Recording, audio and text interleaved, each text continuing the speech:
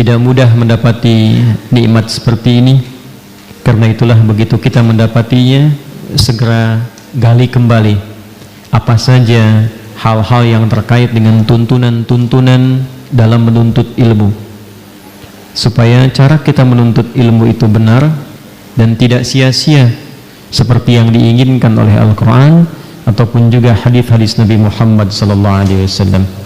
Berbeda antara kita datang langsung ke majelis ilmu dengan kita mengakses dari kejauhan. Ada nilai pahalanya, ada, tapi tidak sama.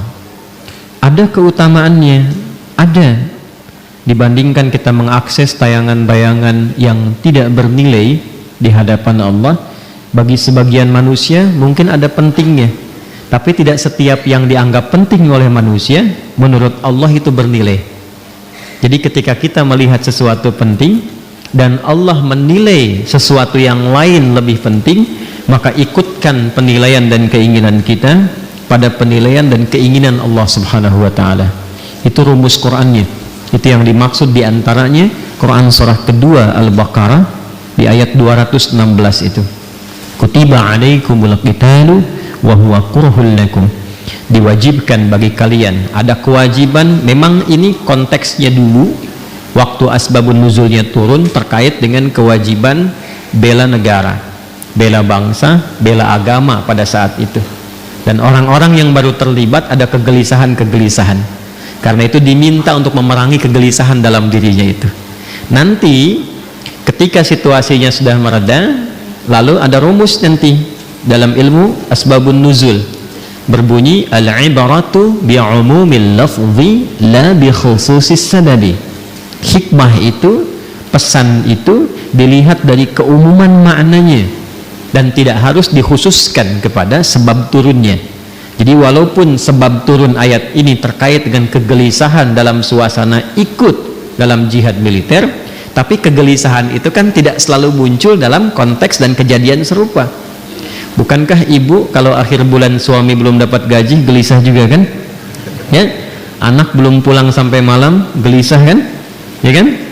Taklim belum mulai-mulai padahal sudah nunggu dari asar gelisah kan? Ya kan? Jadi kegelisahan itu faktornya banyak. Nah, Islam itu datang dengan membawa risalah ketenangan. Kadang-kadang ibunya tenang, anaknya belum tentu tenang. Contoh, ini ada ibu S, dua anaknya mencari di kamar mandi. Nah, Ibu Suratmi izin ya, mohon izin, Ibu Suratmi dua anaknya mencari di kamar mandi. Adik-adikku sayang, ibu ada di masjid ya, bukan di kamar mandi. Coba dibantu panitia sekitaran ya. Baik, Islam datang membawa risalah ketenangan. Dan memang Nabi Adam pun ketika pertama kali bertugas di bumi, Allah memerintahkan untuk memulai tugasnya di bumi itu langsung oleh Allah difirmankan semua misi yang dikerjakan oleh Adam alaihissalam itu yang paling menariknya adalah disertakan dengan konsepsi ketenangan dan kesenangan. Jadi sebetulnya aktivitas dunia itu kalau kita mengikuti tuntunannya itu prinsipnya itu tenang dan senang. Ingat itu ya, tenang dan senang. Baik, itu ada di Quran surah kedua Al-Baqarah di ayat 38. Qulna bitu minha jami'a fa imma ya'tiyannakum minni huda faman tabi'a hudaya fala khaufun 'alaihim wala hum yahzanun. Sekarang misi dimulai, kata Allah. Adam, Hawa turun semua ke bumi, misi dimulai. Karena Nabi Adam kakek moyang kita dan istri beliau Sayyidah Hawa alaihissalam, ingat ya, Allah menciptakan manusia pertama itu Adam dan Hawa, bukan Adam dan Hendra. Ingat ya, Adam dan Hawa. Jelas? Betul ya? Betul. Jadi begitu kemudian disampaikan, misinya diviralkan. Apa tujuan mencipta Adam dan nanti keturunannya yang disebut dengan Bani Adam, disebutkan 7 kali dalam Al-Quran itu, fungsinya adalah di bumi terkait dengan ibadah. Quran surah ke-51 ayat 56, "Wa ma khalaqtul jinna wal insa illa liya'budun." Nanti pekerjaan ibadahnya bukan di langit, Yang di langit ada malaikat yang bertasbih, bertahmid, bertakdis. Nanti di ayat 30 terusannya ditemukan, ya kan? Wa nahnu nusabbihu bihamdika wa nuqaddisu lak. Gitu kan? Ada yang di langit. Cuma tugas kita bukan di langit. Tugasnya di mana? Di bumi. Itu yang dimaksudkan Al-Baqarah ayat 30. Wa idh qala rabbuka lil malaikati inni ja'ilu fil ardi khalifah. Tugas kita memakmurkan bumi. Tugas kita beribadah di bumi ini. Karena tugasnya di bumi, maka Adam diturunkan. Ketika sudah siap, diturunkan ke bumi. Yang paling menarik, perhatikan kalimatnya. Fa imma ya'tiyannakum minni hudan. Maka tatkala misi dimulai itu, bersamaan dengan misi dimulai, Allah turunkan kemudian petunjuk, pedoman berkehidupan supaya misi itu sukses dituntaskan. Ini bukti kasih Allah kepada kita. Tidak pernah memberikan kepada kita sebuah tugas berkehidupan kecuali diberikan perangkatnya. Demi Allah saya katakan, saking sayangnya Allah kepada kita, tidak pernah menugaskan apapun kepada hamba itu. Yang sering kita sebut dengan ujian itu. Jadi nggak mungkin setiap hamba itu diuji kalau tidak diberikan perangkat untuk menyelesaikan ujian itu. Bahkan yang paling rahman, karena itu sifat rahman hanya dilekatkan kepada Allah, tidak yang lain. Quran surah ke-17 ayat 110, Qulid'ullaha awid'ur rahman. Ya, ibu masih punya rahim. Manusia masih bisa belajar dari keteladanan itu, tapi rahman hanya milik Allah. Karena kasihnya begitu luas. Jangankan diberikan perangkat, dengan sifat rahmat Allah itu, kaidah langsung diturunkan. Allah langsung memberikan penjelasan, tidak mungkin bahkan seorang hamba diuji melampaui batas kemampuannya. La yukallifullahu nafsan illa. Itu sayangnya Allah kepada kita. Jadi nggak mungkin setiap kita itu diuji dengan persoalan apapun itu dalam kehidupan, kecuali kita memang punya kesanggupan menyelesaikan itu. Itu mesti yakin, karena Allah yang sampaikan. Dan jangan diduga bahwa setiap orang yang duduk di sini tidak punya masalah, belum tentu. Ini wajah penuh persoalan semua gitu. Setiap kita punya persoalan yang berbeda-beda. Dan mesti yakin, ini kalimat pertama, dan secara psikologis ini susah ditemukan dimanapun. Itu akan memberikan ketenangan pada jiwa kita. Jadi kalau bahasa psikologinya begini, ketika ada persoalan, katakan pada diri kita, kita pasti bisa menyelesaikan ini. Itu lebih menenangkan kepada jiwa dibandingkan membuat status. Kenapa harus aku ya Allah? Gak akan selesai. Ingat ya, ujian tidak tuntas dengan menuliskan sebuah status, tapi ujian bisa tuntas dengan membangun keyakinan kepada diri bahwa itu bisa kita sempurnakan. Lalu turunlah surah Al-Insyirah untuk memberikan kelapangan kepada jiwa. Inna ma'al usri yusra. Itu konsepsinya jelas. Jadi kalau sedang punya persoalan, katakan dulu pada diri kita, insya Allah saya mampu mengatasi ini. Satu. Yang kedua, setiap masalah pasti ada solusinya. Kalau dipersingkat tuh begini bahasa singkatnya, pasti selesai, pasti selesai, insya Allah. Itu kalimat ini, dua kalimat yang mahal ini, itu memberikan pengaruh kepada jiwa tuh luar biasa. Dan itu sangat mahal, sangat mahal. Anda kalau konsultasi ke psikolog untuk dapat dua kalimat ini saja, berapa biaya yang dikeluarkan? Ya, kan saya sering katakan kan, ketenangan itu kadang lebih mahal kan dibandingkan harta yang dimiliki. Orang untuk mendapatkan ketenangan itu mesti kadang merogoh kocek yang sangat luar biasa. Karena itu seringkali ketenangan itu tidak bisa dibandingkan dengan materi yang didapatkan. Masih ingat kan pertanyaan yang sering saya ajukan? Pilih mana? Kaya tapi gelisah atau miskin tapi tenang? Masih ingat 2 tahun lalu? Kaya tapi gelisah atau miskin tapi tenang? Coba, nggak ada pilihan ketiga. Nggak mudah kan? Baik.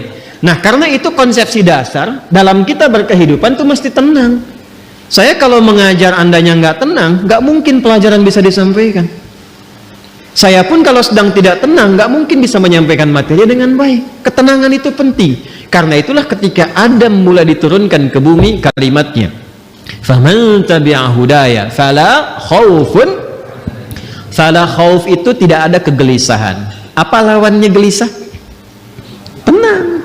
Jadi konsepsi dasar keberhidupan di bumi itu sesungguhnya penuh dengan ketenangan. Dasarnya itu. Kapan ketenangan itu tiba? Faman tabi'a hudaya, ketika petunjuknya diikuti. Jadi kalau ada keberhidupan kita dalam konteks apapun, apakah di rumah tangga, di pekerjaan di kantor, kehidupan sosial, yang membuat kita tidak lebih tenang, boleh jadi, maaf, bukan karena jabatan yang kurang tinggi, mungkin bukan hartanya kurang banyak, bukan karena gelar belum banyak terkumpul, boleh jadi interaksi kita dengan pedoman yang telah Allah tetapkan itu belum tinggi. Coba keluarkan pedomannya. Kemudian walahum yahzanun, dan tidak larut dalam kesedihan. Apa lawannya sedih? Senang. Harusnya keberhidupan di bumi itu konsepnya tenang dan senang. Mau di sini senang, mau di sana senang, di sini, di sana, di mana-mana. Iya. Itu memang konsep dasar berkehidupan. Kapan itu terjadi? Kapan? Bukan untuk disyairkan, dilirikan, tapi untuk dikaji. Ketika faman tabi'a hudaya, ketika pedoman itu diikuti. Karena itu, saking rahmannya Allah kepada kita, dari sejak generasi Adam alaihissalam, kemudian berganti berketurunan, Adam, Hawa menyatu, melahirkan keturunan. An-Nisa ayat yang pertama, ya ayyuhan nasu taqu rabbakumul ladzi khalaqakum min nafsin wahidah wa khalaqa minha wa batha minhuma rijalan katsiran wa nisaa wattaqullaha alladzi tasaaluna bihi wal arham innallaha kana 'alaikum raqiba. Adam, Hawa, Quran surah 4 ayat 1, menyatu melahirkan keturunan lelaki dan perempuan. Lalu menyebar semuanya ini, berbeda-beda tempat. Ya, boleh jadi beda RT, beda RW, beda kecamatan, sampai beda benua. Bahkan sukunya bisa tidak sama. Dalam bahasa Arab, perbedaan komunitas disebut dengan sya'bun, jamaknya disebut syu'ubun. Suku disebut dengan qabilah, kabilah, jamaknya qabail. Maka turun Quran surah ke-49 ayat ke-13. Ya ayyuhan nasu, hei semua manusia yang berinteraksi dalam kehidupan. Jadi kalau disebutkan nas, itu sifat manusia yang punya sifat sosial, akan butuh orang lain, pasti berinteraksi. Kata Allah, hei semua manusia tanpa kecuali, yang dekat, menengah, ataupun jauh. Jadi yang merasa dekat dengan orang lain, dekat dengan Allah, atau menengah, ataupun tinggalnya di tempat yang jauh. Karena ia itu panggilan disebutkan 361 kali dalam Al-Quran, memanggil dengan semua jarak. Ayyuha, ayunya munada, haknya tanbih. Ayyuha disebutkan 150 kali dalam Al-Quran, berfungsi untuk menguatkan dan mengingatkan. Kata Allah, saya tegaskan, saya ingatkan, kalian semua itu inna khalaqnakum min dzakari wa untha, dengan keagunganku. Jadi saking kita itu dinilai tinggi oleh Allah, maka ayatnya dibuka dengan kata inna, menggunakan bentuk ta'zimun nafsi li ta'zimi sya'ni. Rumus cepatnya begini, rumus cepatnya. Jika ada dalam Al-Quran dibuka dengan kata inna, na-nya panjang, tidak pendek, karena ada inna, ada inna. Jelas? Wal 'asr, Quran surah 103, wal 'asr innal insana lafi khusr. Itu yang pendek. Innal insan, ya, itu inna di situ huruf taukid. Inna harfu nasbin wa taukidin tansibul isma wa tarfa'ul khabara mabniyun 'alal fathi la mahalla lahu minal i'rabi. Itu gramatikal nahwunya. Tapi kalau ada panjang inna, maka itu gabungan dari inna pendek plus na panjang, singkatan dari nahnu. Rumus cepatnya, kalau dibawa ke Quran terkait dengan Allah, jangan diartikan jamak. Awas, kita ini ngaji ilmu balaghah, jangan diartikan jamak, nggak tepat kalau jamak. Ya, karena itu kita harus bahas dengan ilmunya. Maka di ilmu balaghah nanti itu ada kaidah begini, ada kaidah nanti disebut dengan huruf-huruf menunjukkan ta'zimun nafsi, menghadirkan keagungan zat. Keagungan zat. Nah, menariknya di Quran itu, Allah kalau sudah menampilkan keagungan zatnya, itu selalu menggunakan kata inna panjang. untuk memberikan kesan bahwa informasi yang disampaikan begitu agung.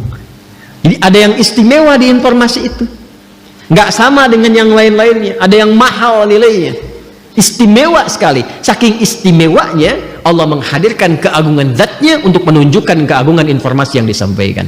Contoh, tiap hari ada siang ada malam ya, sebelum kehidupan berakhir. Malam itu kan normal, setiap berganti. Sekarang malam, kemarin ada malam? Ada ya? Baik, malam itu bahasa Arabnya lail. Tapi ketika yang ada istimewa di malam itu, maka pakai tak di ujungnya, dari lail jadi lailah. Saya tanya begini, kemarin saat Ramadan ada malam yang istimewa nggak? Namanya malam apa? Lailatul Qadar. Baik ya, kalau ada tak berarti istimewa ya. Coba lihat surahnya, surah ke-97. Bukankah ketika menyebutkan malam Al-Qadar itu di depannya pakai inna panjang? Inna anzalnahu fi, untuk memberikan kesan bahwa informasi yang disampaikan begitu istimewa. Nah, kita ini manusia itu bukan makhluk biasa. Ini makhluk istimewa, Pak, Ibu. Jadi jangan melihat diri kita itu sebagai sesuatu yang rendah, tidak. Allah murka itu. Ya, kita itu makhluk yang istimewa. Saking istimewanya, itu Allah sudah menyampaikan dengan kalimat yang sangat indah dan menghiasi kita dengan segala kemuliaan dari ujung kepala sampai ujung kaki. Itu mulia. Buka Quran surah ke-17 Al-Isra ayat ke-70. Walaqad karramna bani Adam. Tuh, ada lam, ada qad. Lamnya taukid, qadnya tahqiq. Ya, jadi qad itu bisa tahqiq, bisa takrib, bisa taukid. Walaqad karramna, dan aku tegaskan kata Allah, aku jamin dengan keagunganku kata Allah, aku berikan semua sifat-sifat kemuliaan pada semua anak cucu Adam. Jadi dari ujung kepala sampai ujung kaki itu kita itu mulia.